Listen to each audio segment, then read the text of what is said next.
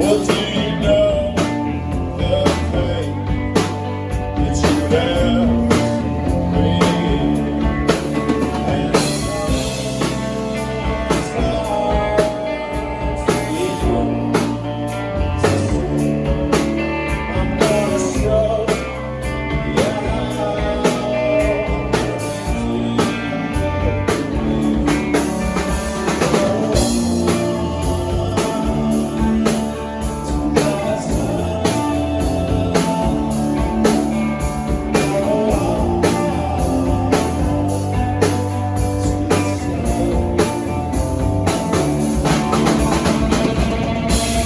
Welcome to another episode of On The Move Radio, and tonight I am joined with Rufus Miller. Got it, man. Yeah, there we go.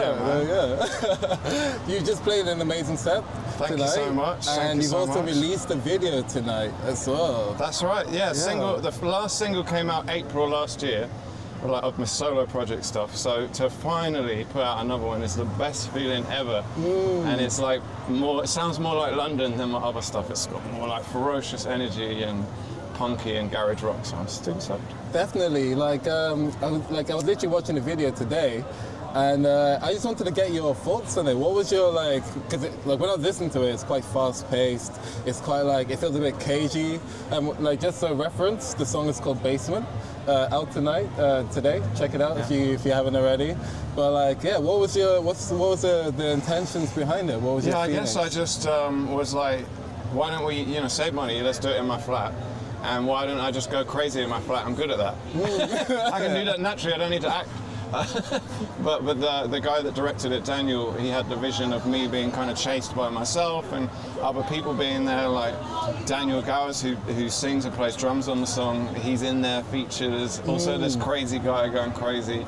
Running into the basement, I'm following, it's pretty wild and painting. It's almost sort of describing the song, because in the song I'm just like, all these things I'm doing in the basement, so frantically you get some imagery of me going mental in this flat and then down in the basement. So how do you meld this, what have your influences that have driven you towards all of this, Well, that song's kind of interesting, because I had a band back in the day called Pop Skull. And it was a great little two-piece, but we didn't do social media, we didn't do any of that stuff. Pop Skull. We were like a party band. So, some of these songs in the set are from that band. And I never really cut a good recording of it, and it's just a crowd favourite when we play live. So and then when we put together the whole album, that was the standout track, for sure, for me. It's just to the point, intense, free form. And it's just like reinventing a song that I've had in my back pocket for a while, and to have it as the lead track of the album is really good feeling for me. It's totally the spirit. It sounds more like London, more gritty, garage rock, nasty, and it's catching a nice wave, I think. How do you bring your songs to life? Because you've got the recordings, and then you've got you playing live as well. So when you've got the recordings, when you've got these songs these sounds in your head, and I want to ask you as well, side on, what's your to get nerdy here? What's your guitar tech? What's your pedal board? Okay, yeah. But how do all together? Yeah, I don't know. I mean, I guess the first thing I did is I put together a band about 3 years ago. I met Andy Thompson, the bass player, and that was a game changer, because I never had a bass player learn my shit before. It was always like two-piece kind of thing, or when it was my solo stuff, I just didn't really flesh it out. So when I found Andy with the backing vocals, the bass playing, and the connection we have, he's become my best friend. So he's a big part of it. Teach him the songs, get tight with it, and then get a great drummer. And we're very lucky to have Bob Kessel's on the drums at the moment. It's just fucking amazing to jam with great musicians, because they make you play the song better, and then playing to audiences that can appreciate it, like Irish bars, rock bars, like Blondies. It's perfect. So when you write the songs, are you the sole songwriter, or do you guys get into a room and you jam and you create these songs? I like basically having a song but presenting it to people, and then getting their input, and then they'll get a percentage of the song. That makes sense. Yeah. It's a nice collaborative thing, because then you're getting the best out of your musicians and kind of getting them to, or you're writing in like basement never had a bridge, so we put a bridge together, and me and Andy crafted it, and it's just nice, you know. I get what you mean. So you come to the band with like kind of like a skeleton, Yeah. in a way. And Yeah. it's like, okay, what are you guys feeling? You know, like can we like build on top of this, right? Exactly. Is that and how then it you works? play it live a bunch of times, and it evolves and evolves. Okay, now let's bottle it. Get in the studio, fucking cut it, you know. So. That makes so much sense. Yeah, that's so good. Thanks. I was gonna say, so I'm guessing you're from London, right? Yeah, Growing born up and in bred. South- Yeah. Northwest, southeast. I was actually brought up southwest, weirdly, which didn't suit me at all. I was not a happy teenager in southwest. And then southeast I came to for uni, Goldsmiths, and then that was just where I found my people, and I've basically stayed southeast ever since. Apart from when I lived in Copenhagen, where I cut the first 2 albums, but now I'm proper settled in London, have a proper lineup. I feel like I'm really embracing where I'm from a bit more, and it sounds just nastier. With the community, and you playing with so many bands and then also playing your solo project, how do you find the balance with the two identities? Are they even two, would you even call it two identities, or is it like, because you would kind of go from Rufus the guitarist to Rufus the songwriter, if there is, if there's anyone out there as well who's walking the same path, how do you go about balancing those two worlds? Well, I guess it's like I really want to be good at my craft. So if I'm gigging all the time with all these bands, it's like different hats that I put on, different characters. Like Hella Morgan, I play loads of solos, do backing vocals. It's more soulful, more it's just a different thing. But I can take elements of that into mine, and then vice versa. And then like with Me You, it's the same sort of thing. I get to jam and play solos. It's really psychedelic and improvised. So they're all feeding into each other. So when I come to rehearsal, I've always got a new trick to show everyone that I've learned. And like, listen to my slide playing now, or listen to this scream I've got, or, But like, I guess like my band's the only one where I do lead vocals, and I guess I learned a lot playing with wicked singers. If you hang out with good singers, you become a good singer. They probably on average play about 3 or 4 shows a week. Some of that includes jams. So like on Monday I'll go to the old dispensary. There's never gigs on a Monday, so I'll do the jam night there, which is like an Americana jam. I play bass all night, get my bass chops up. And and there's just a nice community, like in Camberwell, in Peckham there's a whole load of musicians. I go to Ron's Cafe, play some songs there. And then, of course the Windmill we've got, so I go there all the time. Sometimes I'm playing, sometimes I'm watching. So there's a lot of young bands that are doing like rock now. It's like for ages everyone was saying rock's dead, and like alternative rock was like, ugh. But I feel like there's a resurgence, and I feel like these younger bands are giving me the seat at the table where I never had it before. So I feel like I'm a part of something, and it's just as important to me going to a gig. I learn just as much as playing. So it's a really nice community. The bands we've got, like Black Bordello, down the road in Peckham, and it's just a nice scene of musicians. Yeah. And I'm just super inspired by all these people, man. There's just so much talent. I like to imagine London's like 5 cities, right? So Okay. northeast, northwest, southeast, southwest, centre. It's like 5. And so each, like the Camden scene's its own thing, the South East London thing is its own thing. Okay. Sometimes you do gig in Central London, that's kind of interesting too. But like, we've also got like here in Hackney and Leyton now with this bar. Like we had a residency at Blondies, the bar, and we did that every 2 weeks, and they really believed in us. So we played for 2 hours every Sunday, every other Sunday. And then I met all these people in north of the river that have really embraced me. So I feel like I'm quite lucky that I can do a show in Camberwell and have a great show, and it's a different vibe with different bands. I can play here, and it's like a different thing. But it's great tonight. Ella like curated this night, so she got Tim on the bill, and then Ella obviously played with Hella Morgan, and then I'm a headliner. So it's a huge deal for me to get that spot in the brewery. I've never played here, so slowly I'm building it up like in the different parts of London.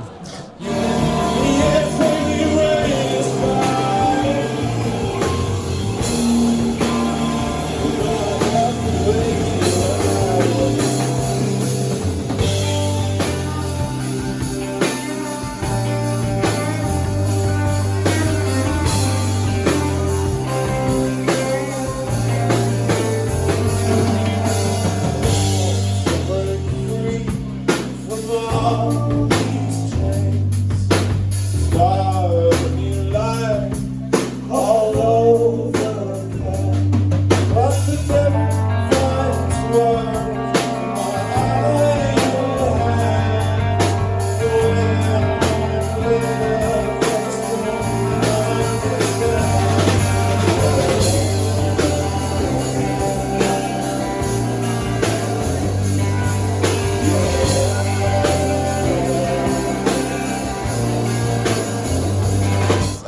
the Sting have any relation to you? Does that ring any bells? Oh yeah. Well, I gave him 6 years of my life. Oh yeah. Essentially, yes. So that's how I perceive it. I did like 4 months of him in 2011, but it didn't last long. I was only 26, so I probably wasn't that good then. But they gave me 4 months, 2 legs of a tour, and that was pretty dope. I came back and then joined loads more bands. But then he asked me to rejoin in 2016, and I stayed till 2022. Just his guitar player, I did like all the gigs. Can you imagine like all these huge gigs all over we did like 2 full world tours. Wow. All these random shows all over the world. I mean, I was living the dream, age 31, right up until, you know, I was like 38 or something, so it's like 37. So it was like wicked time for me to just have a resurgence with my career and feel like, wow, I can actually do this. I can play these big fucking stadium shows. And, Yeah, you know, you definitely have the sound for it. That's Thanks, for sure. It's a very like big sound, you know, for 3 people as well, which is kind of it's amazing to hear that. You know, it's a very big sound. You know. Thanks, man. I love power trios, man. Power trios, yeah, they do The seem Police, to be. that was like what that was all about. So, you know, learning from the best. You know, Oh yeah, how he does it, you know. yeah, I guess it's with Sting. Yeah. With your music, Yeah. you know. Yeah. So like, what would you want someone to really take out of that? You know. It's interesting. The first album, I was still in Sting's band, and I wanted the Sting fans to love it. Oh yeah. So it's kind of psychedelic in the sense that I genre hop. It's like, wow, what genre are you? So it's a bit all over the place, but it's got some bangers on there. But some people are like, yeah, I like this song, but I'm not sure about that one. So I kind of got it. And the second album, I got really into the concept of a psychedelic album. You know, like Which like one was a that real one? trip. What was the Make it. picture It's of that called. one? It's got like Shiva on the Yeah, the Shiva, the dancing. multiple It's like arms, pink. yeah. And that one is like definitely a psychedelic journey where it's like new age grunge, that album or something. I don't know. Like, and I really got into that, and that came out during lockdown, so it's hard to promote that as well. And then went back with Sting, and then that ended. And during that time, I did a lot of EPs, singles, and now it's like I'm really lucky. I found a producer called Joshua Wolf. Who really understands your He music, really right? understands me, Yeah. So for the last 3 years, he's done every record of mine, all the singles and the EPs. So it's really nice. And also Frederick Fuller, he did a lot of them too. So it's just like slowly crafting the sound. And yeah, I just want people to like feel like they're on a journey with this music. I don't know. I feel like my life was like I'm someone that goes really high and really low, and I want the albums to reflect that, but in a beautiful way. Like you know, like turn that pain into something pleasurable. Yeah, definitely. The 2 sides of the same coin. Yeah, right? Some yeah. people You say. can't know pleasure if you don't know pain. You can't know pain if you don't know pleasure. Yeah, definitely, definitely. So, what do you see as yourself as a, I guess, 3-dimensional artist, right? What do you think your purpose is, you know, as an artist going through these multiple hats, this journey that you're currently on? I don't know. I feel like I'm just like trying to, you know, like go down a path of like, you know, just really mastering my craft, playing a lot, being at the highest level I could possibly be, you know, and I'm only going to get that if I gig all the time. So playing all these bands, I get to gig all the time, but now with my music, I can really put across what I'm about, what I like. I can scream, I can riff, I can be heavy, and I don't know, I can be sincere. I feel like being sincere is my purpose in music. For a long time, being sincere was not cool.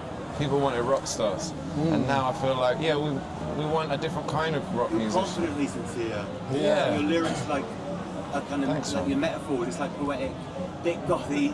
Kind of like that takes confidence to pull it off, because like when you hear it, it's like, oh, we're in that realm, and your lyrics work. Thanks, man. You know, on that level, and that takes a certain confidence. Thanks, man. Appreciate Even it. just on the lyrics, you know, like what- where do you even draw the inspiration for your lyrics? Oh man, you it's know? funny because like, you know, I'm like, That's what, yeah. I really just like, as a fan of music, I really like macabre, gothic, dark stuff. So I'm very drawn towards metal, hardcore, gothic music, heavy, anything heavy, I'm all about.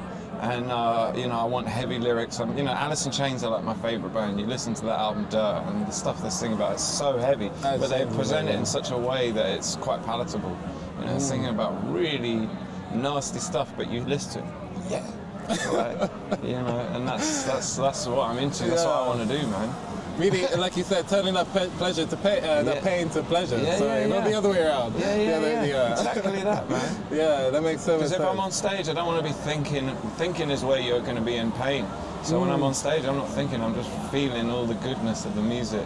But the journey of it, you know, that's like we get all that dark, horrible stuff down there and float into this song. Definitely, yeah. Quite visceral performance. Visceral. Yeah, and also The way you get it the out. way you engage as well with people, you know, you really do kind of like encourage. You know, we've got some brilliant footage of like some heavy mosh pits. You know?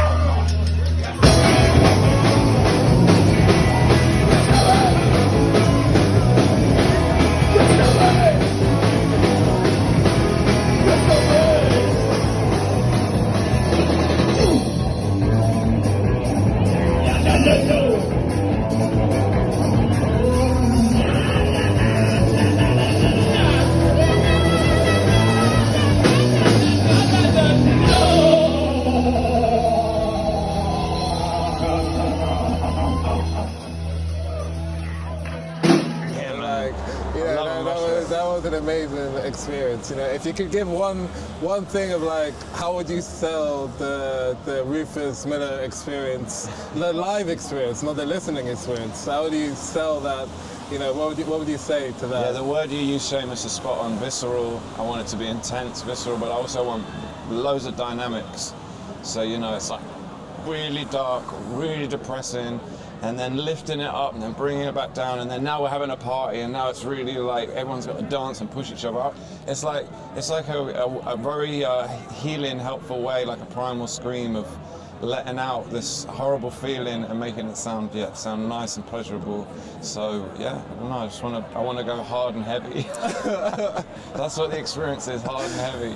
But also, you know, I'm a softie, so people can tell. I'm like a puppy going, and people think that's sweet, you know, but they're still ready to go down and get in headbang with me. Hard and heavy, but sensitive as well. You know, guys can cry too. Yeah. You know, I cry all the time. Cry and party. I cry on stage all the time. And then I'm like, yeah, now I'm up. It's like, Definitely amazing. Rufus Miller, thank you so pleasure, man. much. Thank you so much for coming. chatting with me. Amazing music, amazing peoples. You know, tune in next time. man, all the love. Oh, thank you so much. Thank you.